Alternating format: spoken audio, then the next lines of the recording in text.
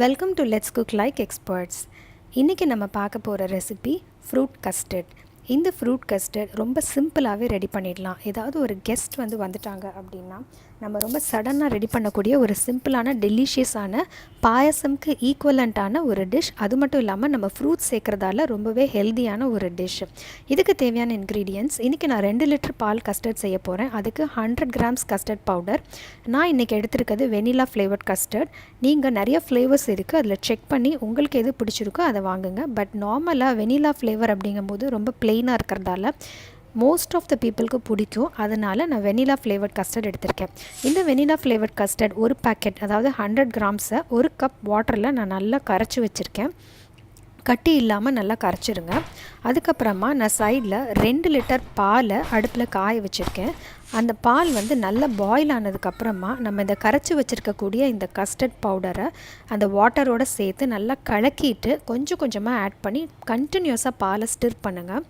கண்டினியூஸாக கலக்கலை அப்படின்னா அந்த பால் கொஞ்சம் கட்டி கட்டியாக ஆகிடும். அதனால் என்ன செய்யுங்க, நல்லா கண்டினியூஸாக ஸ்டிர் பண்ணுங்கள். அது மட்டும் இல்லாமல் பாலை கொதி வந்த வரைக்கும் சிம்மில் வச்சுக்கோங்க.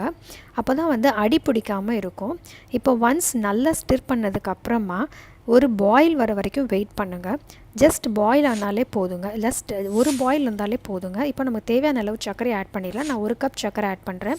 உங்களுக்கு ஸ்வீட்னஸ் ஜாஸ்தி வேணும் அப்படின்னா ஒரு 1.5 கப் சர்க்கரை ஆட் பண்ணிக்கோங்க. அது மட்டும் இல்லாமல் நம்ம ஃப்ரூட்ஸ் ஆட் பண்ண போகிறோம் அப்படிங்கிறதால சர்க்கரை ரொம்ப ஆட் பண்ணாமல் இருந்தாலே போதும். பிகாஸ் பனானா அதிலெலாம் இருக்கக்கூடிய ஸ்வீட்னஸ் இன்னும் அதை ஸ்வீட்டாக ரொம்ப காட்டும். ஸோ 1 கப் சர்க்கரை ஆட் பண்ணிக்கோங்க. தேவை இருந்தால் ஒரு பிஞ்ச் சால்ட் ஆட் பண்ணிக்கோங்க. பட் மோஸ்ட்லி சால்ட் தேவைப்படாது. ஸ்வீட்னஸ் செக் பண்ணிவிட்டு உங்களுக்கு கம்மியாக இருக்க மாதிரி இருந்தால் ஒரு பிஞ்ச் சால்ட் ஆட் பண்ணிக்கோங்க. இப்போ நான் ஃப்ரூட்ஸ் கட் பண்ணி வச்சுட்டேன்.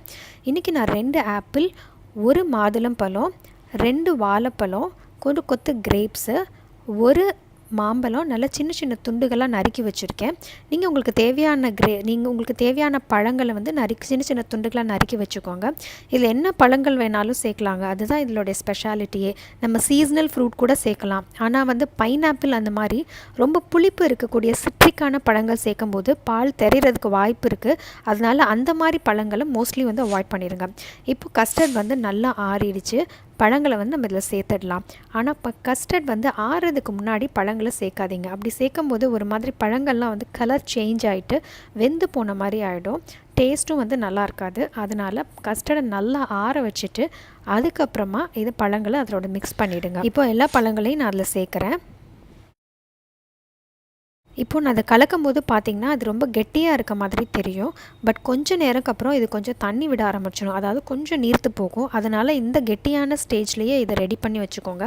நீங்கள் இதை ஃப்ரிட்ஜில் வச்சு சர்வ் பண்ணாலும் சரி, அப்படியே சர்வ் பண்ணாலும் சரி, இது கொஞ்சம் நீர்த்து தான் போகும். அதனால் நீங்கள் இந்த கெட்டியான ஸ்டேஜ்லேயே ரெடி பண்ணி வச்சுக்கோங்க. அப்போ தான் சர்வ் பண்ணும்போது கொஞ்சம் தண்ணி விட்டு கரெக்டாக நம்ம சாப்பிட்றதுக்கு ரொம்ப அருமையாக இருக்கும். இப்போது இந்த 2 லிட்டர் பாலில் இவ்வளோ ஃப்ரூட்ஸ் ஆட் பண்ணதுக்கப்புறமா நமக்கு 13லேருந்து 15 கப் கஸ்டர்ட்ஸ் கிடைக்கும். ஸோ இது ரெடி டு சர்வ் ஒரு டெலிஷியஸான ஒரு டிஷ். அது மட்டும் இல்லாமல் ஹெல்தியான ஒரு டிஷ். ஸோ பாயசம் மாதிரி கூட இதை நீங்கள் ஆஃப்டர் ஃபுட் சர்வ் பண்ணலாம். நீங்களும் இதை ட்ரை பண்ணி பாருங்கள். உங்களுக்கு எப்படி இந்த கஸ்டர்ட் டேஸ்ட் அமைஞ்சிச்சு அப்படின்னு சொல்லி எனக்கு கமெண்ட் செக்ஷனில் அப்டேட் பண்ணுங்கள். இந்த வீடியோ உங்களுக்கு பிடிச்சிருந்ததுன்னா லெட்ஸ் குக் லைக் எக்ஸ்பர்ட்ஸ்க்கு சப்ஸ்கிரைப் பண்ணுங்கள். ஒரு பிக் லைக்கும் கொடுங்க. இன்னும் ஒரு நல்ல வீடியோவோட நான் உங்களை மறுபடியும் சந்திக்கிறேன். தேங்க்யூ.